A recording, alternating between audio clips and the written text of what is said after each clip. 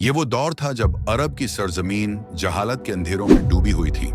मक्का के बाजारों में शर्क, नाइंसाफी और जुल्म का राज था। हर तरफ कबायली तासुबात, बदपरस्ती और ताकतों का गलबा था।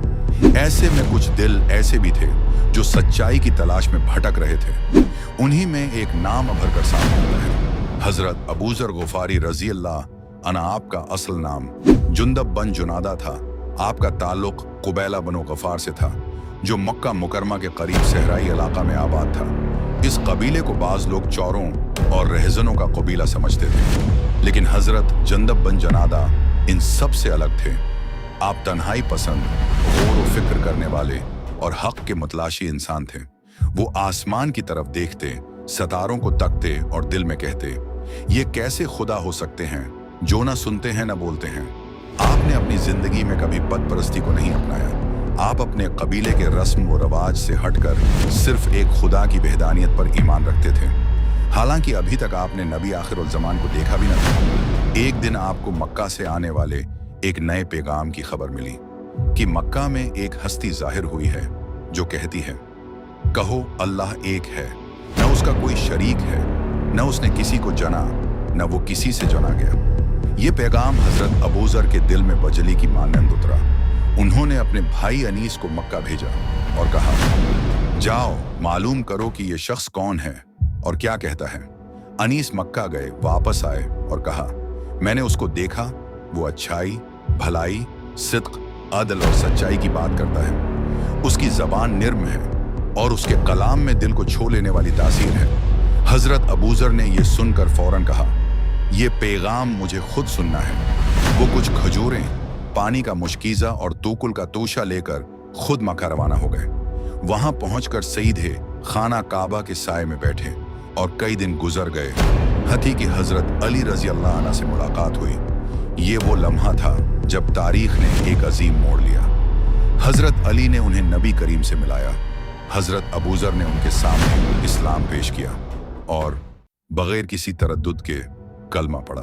यूं हजरत अबू ज़र ग़िफ़ारी रज़ी अल्लाह अन्हु इस्लाम कबूल करने वाले पांचवें या छठे शख्स बने। ये महज एक आगाज था। आगे वो सब कुछ होना था जो तारीख़ इस्लाम का एक अनोखा बाब बन गया। ये वो वक्त था जब मुसलमान खफिया तौर पर इबादत करते थे। काबा के इर्द गिर्द शिर्क का तूफान बपा था और मक्का में कलमा पढ़ने का मतलब था दुश्मनी, जुल्म और अजीतों को गले लगाना। पहले उनके कबीले का आधा हिस्सा मुसलमान हुआ, फिर दूसरा हिस्सा भी वक्त के साथ हल्का बगूश इस्लाम हो गया। हजरत अबू ज़र मक्का से दूर जरूर हो गए, लेकिन दिल से रसूल अल्लाह के करीब ही रहे। वो इस्लाम के मुजाहिद था और वक्त के साथ मदीना में हिजरत के बाद फिर नबी करीम के कदमों में हाजिर हुए। ये दूर ख़त्म होता है और अब नया बाब शुरू होने वाला है। मदीना मनूरा में इस्लामी रियासत कायम हो चुकी थी।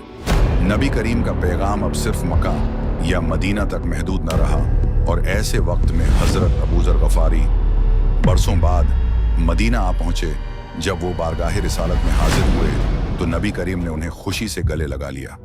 वही अबू ज़र जिन्होंने मक्का में सबसे पहले एलानिया इस्लाम का ऐलान किया था, अब मदीना में रसूलुल्लाह के साथ रहने लगे। रसूलुल्लाह के बाद खिलाफत अबू बकर सदीक का आगाज हुआ।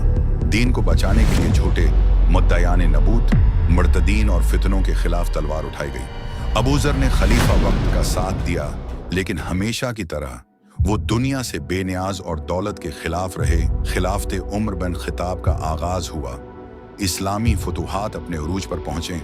कैसर और किसरी के खजाने मदीना पहुंचने लगे। ईरान और रोम के माल वो ज़र बीतुल माल में जमा हुए। लेकिन अबू ज़र की निगाह में खतरा बढ़ गया। अबू ज़र खलीफा उमर के सामने खड़े होकर कहने लगे, या अमीर अल मोमिनीन, मैं देख रहा हूं कि लोग दुनिया के पीछे दौड़ने लगे हैं। अल्लाह के माल में खियानत बढ़ती जा रही है। हजरत उमर, जिन्हें खुद ज़ाहिद व अदल की पहचान समझा जाता था, अबू ज़र की बातें गौर से सुनते, उन्हें इज्जत देते और फरमाते, आए अबू ज़र, अल्लाह तुझ पर रहम करे, तू तो ज़मीन पर ईसा अलैहिस्सलाम का मुशाबा है। हजरत उमर ने उन्हें इराक, शाम और फिर हुम्स जैसे इलाकों में भेजा, जहां मालदार लोगों पर अबू ज़र की सख्त तनबिया ने हलचल मचा दी। ये हक गोई, उमरा, गवर्नरों और बास सरदारों को नागवार गुजरने लगी और आगे वो है दूर आ रहा था। जिनकी सच्चाई का सामना खुद खिलाफती उस्मान के दौर से होने वाला था। हजरत उस्मान बिन अफ़ान रदी अल्लाह अन्हु, नरम मिजाज, हयादार, सखी खलीफा, तख्त खिलाफत पर मुतमकिन हुए।